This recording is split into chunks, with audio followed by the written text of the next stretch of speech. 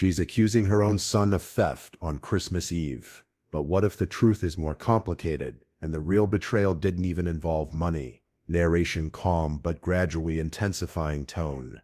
It was supposed to be the kind of Christmas Julia Monroe worked all year to afford. New pajamas folded neatly on the couch. Hot cocoa simmering on the stove. And under the tree finally gifts that didn't come from a clearance bin. But this Christmas Eve didn't start with joy. It started with a notification. Sound effects. Phone ding, heartbeat rising faintly. Her bank account emptied. $4,027.89 gone. Julia stared at her phone like it had just punched her in the face. She scrambled to her room, tore through her purse. Her debit card was missing. Julia muttering, "No, no, no, this isn't happening." Narration. Within minutes her eyes landed on the only person home, her son Marcus, 19, smart, restless, currently unemployed, and exactly the kind of kid who used to be trusted with everything. Before the job loss, the late nights, the mysterious texts from friends she'd never met. Julia faux calm. "Hey, have you seen my card?" Marcus, defensive, confused. "What? No, why would I take your card?" But his voice cracked. And to a mother who's been holding her family together with duct tape and dollar store candles, that crack was enough. Narration. Julia didn't scream. She didn't cry. She just walked away straight to the bedroom, locked the door, and called the bank. The transactions were all online. Gaming subscriptions, some retail stores, a big electronics order, mostly on Christmas Eve. Narration. Judging tone. If it wasn't Marcus, who was it? Her sister Tasha, who came by unannounced 2 days ago. Her younger daughter Emma, barely 14, with no clue how to order pizza online, let alone spend $4,000. Narration. Tension builds. But only Marcus knew the PIN. She remembered telling him last month when she sent him to pick up groceries. That number was never written down. And maybe it wasn't the money that hurt. Maybe it was the idea that he knew the line and crossed it anyway. Julia coldly. "I'm filing a report. If it wasn't you, prove it." Marcus, stunned silence. Narration. Marcus said nothing, just walked out. Whether it was guilt or disbelief, Julia couldn't tell. The police were sympathetic, but vague, with no footage, no direct proof. They couldn't press charges. That didn't matter. Julia hired a lawyer. Narration. Cold, firm tone. Not to press charges. To sue her own son. Narration. Fading voice, cinematic tone.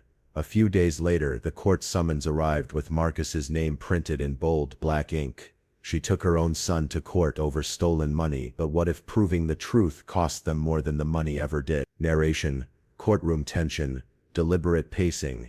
It was a small-town courtroom in Harrisburg, Pennsylvania, but for Julia Monroe it might as well have been the Supreme Court. Front row her lawyer, stiff in a navy suit, behind her neighbors and strangers murmuring like they were waiting for a scandal. And across the aisle, Marcus, alone, dressed like he was going to a funeral, his own.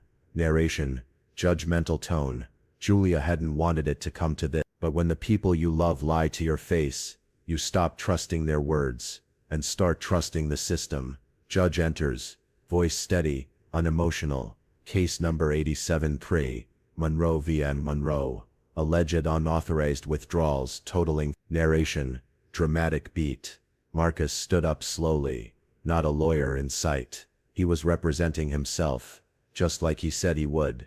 Judge squinting over glasses. "Are you sure, young man? You understand the risks of self-representation?" Marcus. "I didn't do it. I don't need a lawyer to say that." Narration. Quietly emotional. It wasn't arrogance. It was desperation, or maybe something worse. The last shred of belief that his mother might still believe him. Julia's lawyer wasted no time. Transaction records, timeline breakdown, testimony from Julia and her sister, all painting a portrait of a kid with motive, means, and a poor track record of telling the truth. Narration. Courtroom rhythm quickens. Marcus responded with bank screenshots, friends' texts placing him at another house the night the card was used, and even a photo of the card lying on the kitchen counter taken by accident a week before it went missing. But the judge pressed hard. Judge intense. "You're telling me someone else took your mother's card, guessed her PIN, and only used it for online shopping?" Marcus, frustrated. "I'm saying I didn't take it.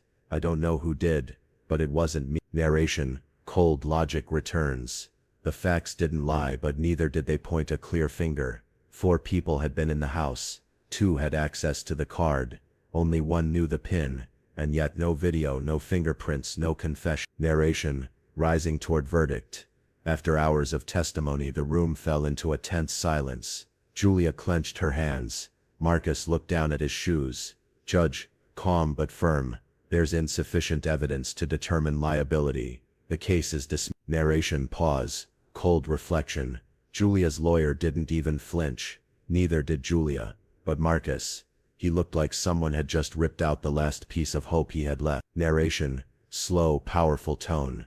Because when your mother thinks you're guilty, even when the court says you're not, you still walk out like a criminal. The court let him go, but trust doesn't come with a verdict. It comes with proof. And Marcus still didn't have any. Narration.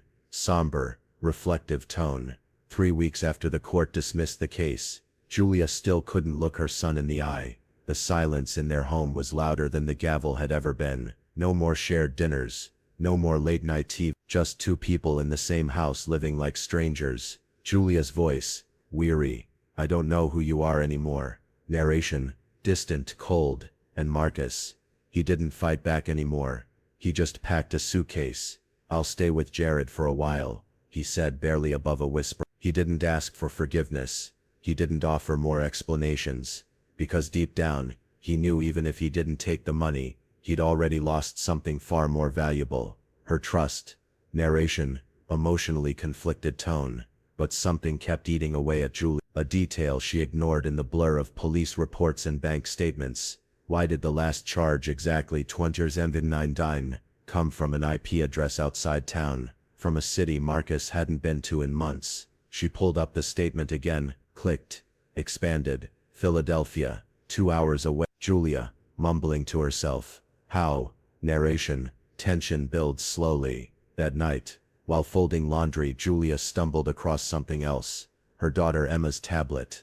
It was left on the couch unlocked, open to a shopping cart on an electronics site, the same site from the bank statement. Julia, barely breathing. Emma, what is this? Emma, panicking. I didn't buy anything, I swear. I just liked the speakers and. Narration, realization dawns. Julia froze, clicked into the browser history. A search entry. How to use someone's card online without them knowing. And another. Can you guess a PIN if you know birthdays? Narration, breathless, horrified tone. Julia sat down shaking. Her daughter hadn't stolen anything yet, but someone else, someone who saw those searches, could have. Emma had been messaging a friend online, a boy 2 years older, from Philadelphia, and it wasn't Marcus. Narration, sharp clarity. The pieces fell into place. Someone had manipulated Emma, gotten the card details, yes, the PIN, her birthday. Not Marcus, not a lie, not betrayal, just a mistake, and a big one. Julia whispering, oh God, what have I done?